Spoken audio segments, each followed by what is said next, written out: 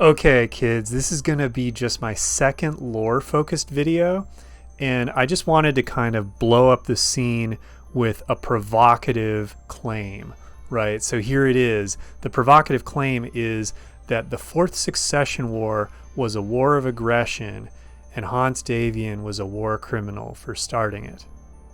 Alright, so now that I've got your attention, let's recall some relevant historical facts in, BattleTech history. Right. So the Fourth Succession War was the 3027 conflict that created a corridor or a uniting connection between the two halves of the Federated Commonwealth. And it did this primarily by conquering what became called the Sarna March, which was originally a region of the Capellan Confederation and became a region of technically the Lyran Commonwealth, but it became a region of the Federated Commonwealth after the war. Indeed, Hanse Davion kicked off the whole invasion at his wedding with a line to his bride, Melissa Steiner, where he said, "My dear, I give you the Capellan Confederation." So this was indeed a war of conquest. It was a war of choice. The goal was to take planets from the Capellan Confederation, and it was not undertaken in response to any aggression from the Capellan Confederation. Now, I grew up as a Federated Commonwealth fan myself, just like a lot of us did, and so my brain kind of protests against this line of thought, right? And the first thing I think is, well, Maximilian Lau pulled this crazy plot where he tried to replace Hanse Davion with a double, right? Isn't that just cause for entering into a war? So to remind you of another piece of history, this sexy guy, Maximilian Lau, famously a crazy person, right? Famously a mentally ill individual. He hatched this scheme to replace Hanse Davion with a man who was brainwashed and had his memory erased and was altered with plastic surgery to look like a duplicate of Hans. And he was kind of put in charge of the Federated Sons with the goal of creating chaos and bringing the realm to destruction. The plot was found, and the real Hanse Davion escaped. But is this a reason for the Federated Sons to go to war? Well, as with any question of substance, I say we consult Wikipedia. The tradition of just war theory, as well as the contemporary law of armed conflict and international human rights law, recognizes this notion of what's called jus ad bellum, or the right to enter a war.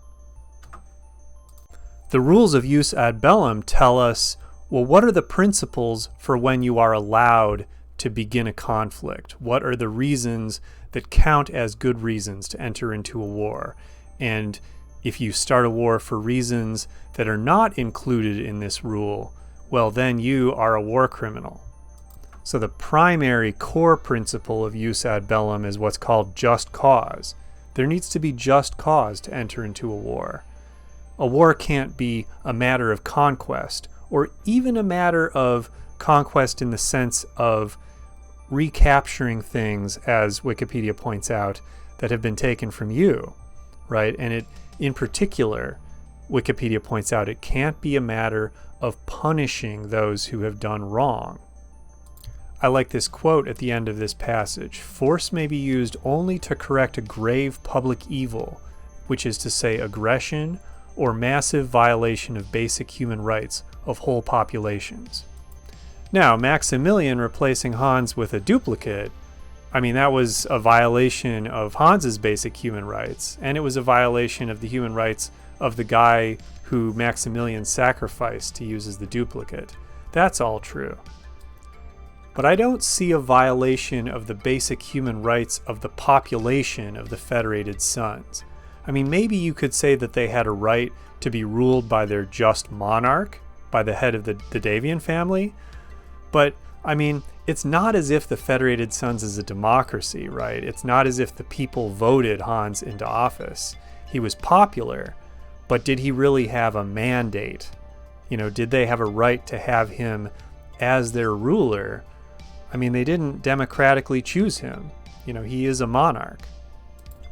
Now, no doubt, you can say that this duplicate scheme makes Maximilian himself a criminal and a violator of human rights laws, but that's not enough to make it a just cause to invade his country, especially given the amount of collateral damage that you can expect to be done to the people of the Capellan Confederation.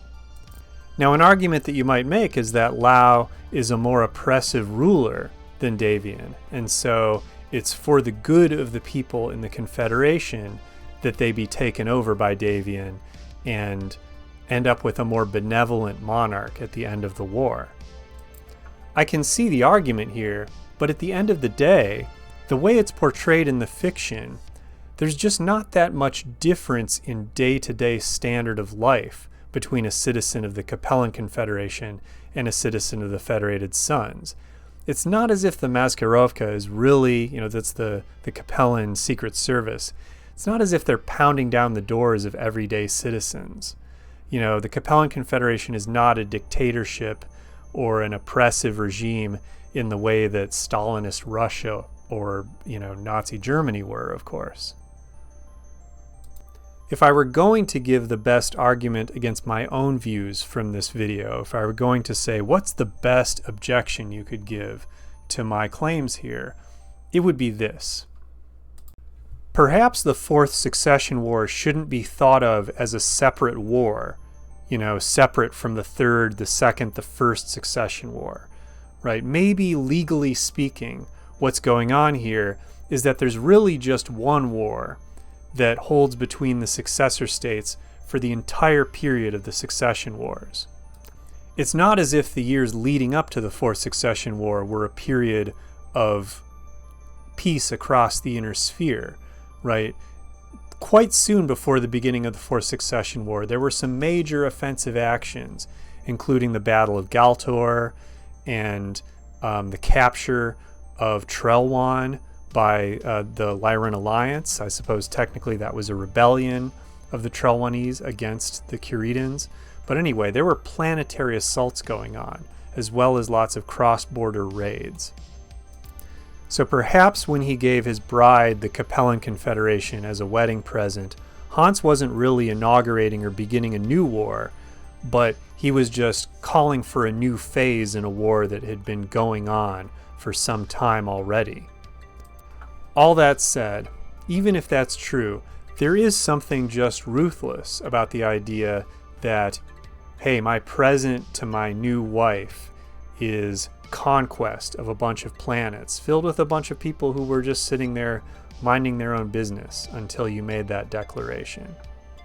So when I think of the Davions, and in particular when I think of Hanse and I compare him to his son Victor, Victor is a real hero. Right, he fought against an aggressive enemy in a pretty one-sided battle. He was somebody who was defending his people in the war that he fought in, the clan invasion. So the idea that he had, actually, that he needed to live up to his father's example and try to be an equally great ruler, that's kind of delusional. He was the one, I would say, who was fighting in a war that was unambiguously a just war, whereas Hanse was ultimately an aggressor, an invader. All of this is to say nothing of the War of 3039, which was, of course, a blatant act of aggression and invasion with no provocation. So if we read the history of BattleTech with a critical eye, I think we'll conclude Hanse Davion is not the great hero that he's cracked up to be.